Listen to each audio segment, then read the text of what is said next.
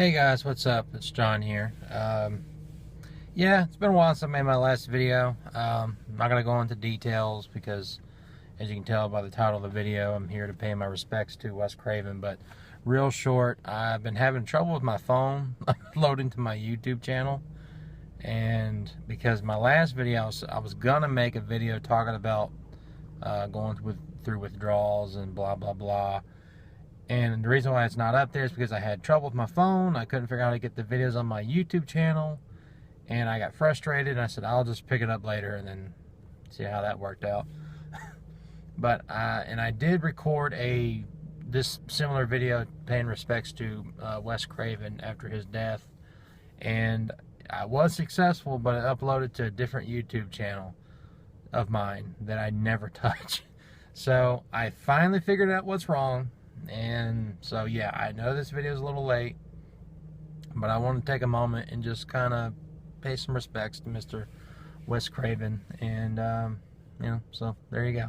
Enough of that other stuff that's not important.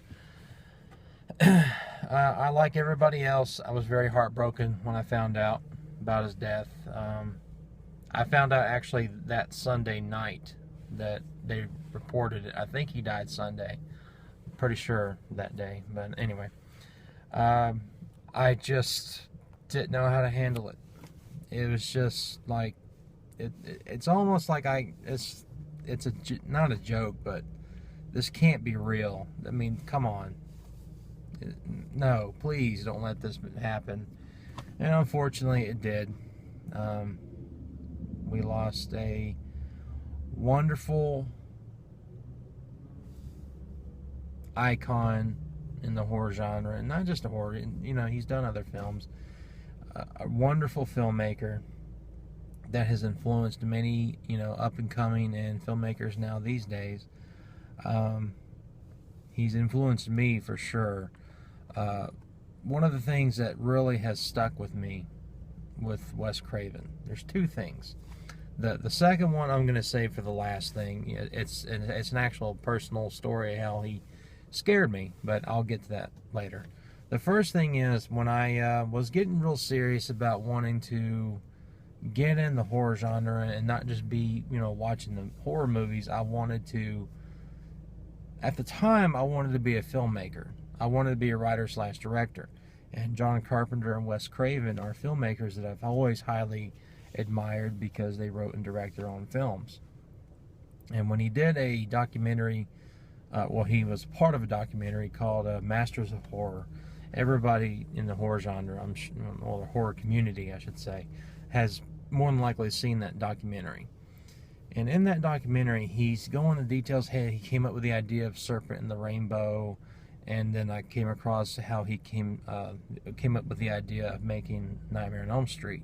Just like he was exploring in a way. Coming across, news articles about a boy that said, I'm going to die if I go back to sleep. And he's like, wow, that's a wonderful concept.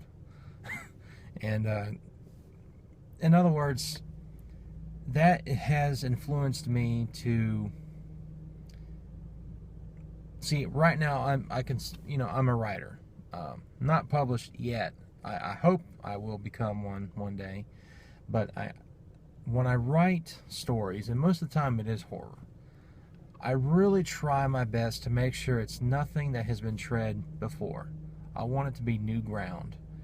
And one of the reasons why is because ever since that documentary, I know it sounds kind of dumb, and it's nothing new that directors do these days or filmmakers.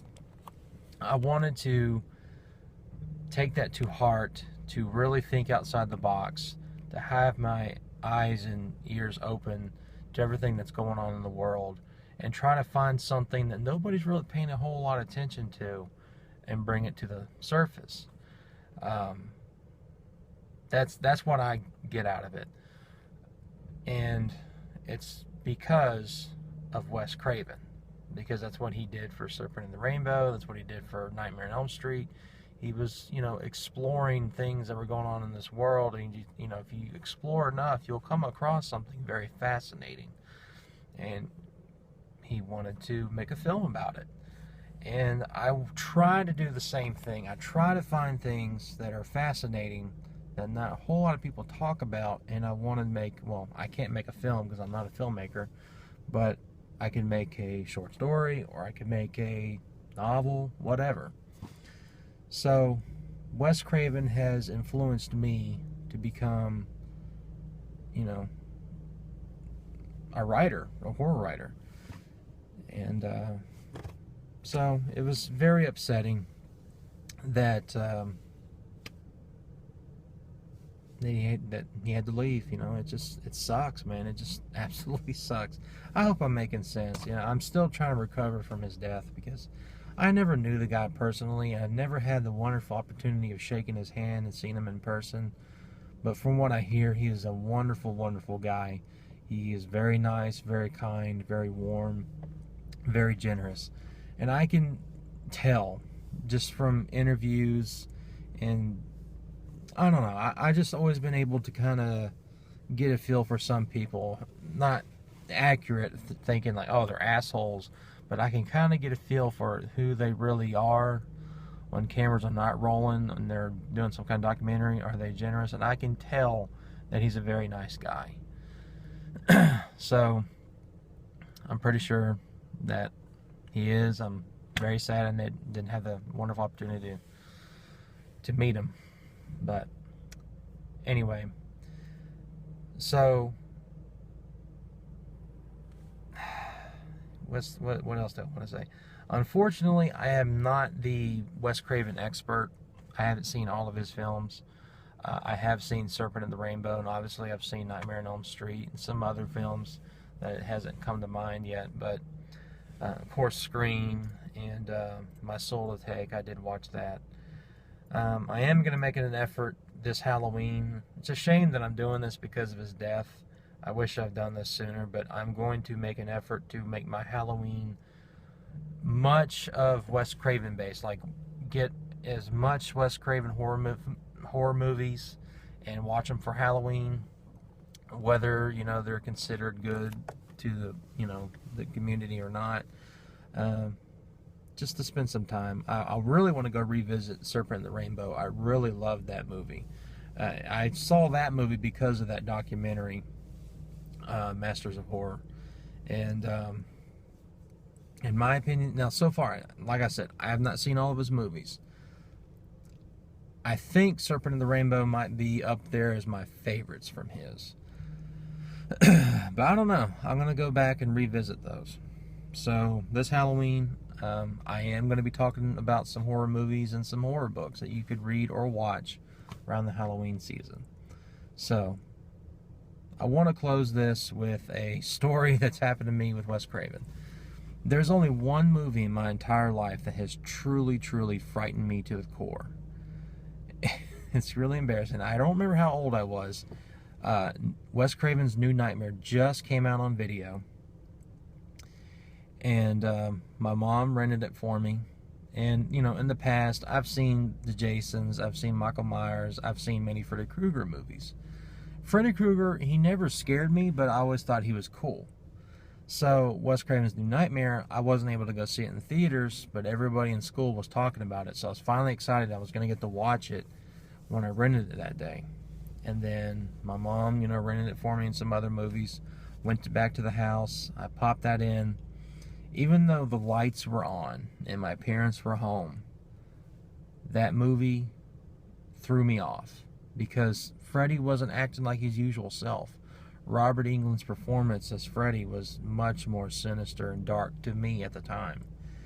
And it frightened and scared the shit out of me. I was so scared that, you know, a quarter of the way the movie or halfway through the movie, my mom knocked on my bedroom door and said, "Hey, we're gonna go to the grocery store real quick, so you just stay here. We'll be right back." And then I was like, "No, please, I want to go." And back then, I fucking hated going grocery shopping. It was torture to me. I was so scared. I did not want to be left at the house alone by myself. I'd rather go grocery shop something that I fucking hate And I remember my parents were like, "No, John, just stay here. Watch the movie. You'll be fine. Like, please don't leave me. I'm scared." I said that over and over and over. And they're just walking to the car. "We'll be right back, John." And I'm in the driveway crying, screaming, "Please don't leave me here by myself." All because Wes Craven's New Nightmare scared the ever-living shit out of me. And my mom was... They wound up staying because I was crying and begging. It's so funny thinking about it now. But my mom was very upset that night, and I was banned from watching horror movies for quite some time.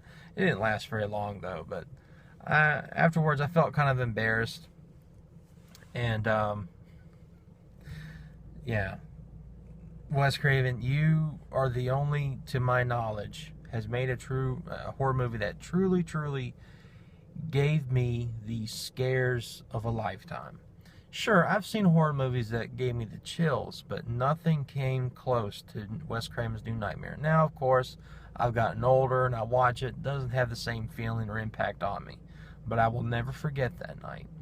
And those memories, just like that, those moments in my life, and that first moment of being truly terrified of a horror film.